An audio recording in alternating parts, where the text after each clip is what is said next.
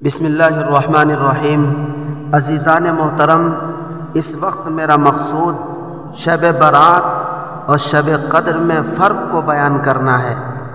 عزیزان محترم، شب قدر اور شب برات میں چند فرق ہیں۔ نمبر 1، شب قدر اور شب برات میں پہلا فرق یہ ہے کہ شب قدر کی فضیلت قرآن کریم سے ثابت ہے۔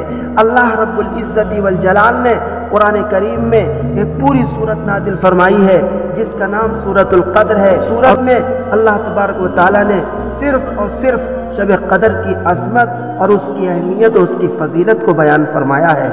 قرآن کریم کی کچھ اور آیات بھی ہیں جن میں اللہ تبارک و تعالیٰ نے شب قدر کی عظمت کی طرف اشارہ کیا ہے، برخلاف شب برات کے اس کی عظمت اور اس کی فضیلت اور اس کی اہمیت قرآن کریم سے ثابت نہیں ہے۔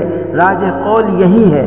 دوسرا فرق شب برات اور شب قدر کے سلسلے میں یہ ہے کہ شب قدر کی فضیلت احادیث متواترہ سے بھی ثابت ہے، برخلاف شب برات کے اس کے فضائل صرف احادیث ضعیفہ سے ثابت ہیں۔ تیسرا فرق شب برات اور شب قدر میں یہ ہے کہ شب برات متعین رات ہے، 15ویں شعبان کی رات، برخلاف شب قدر کے وہ متعین نہیں ہے۔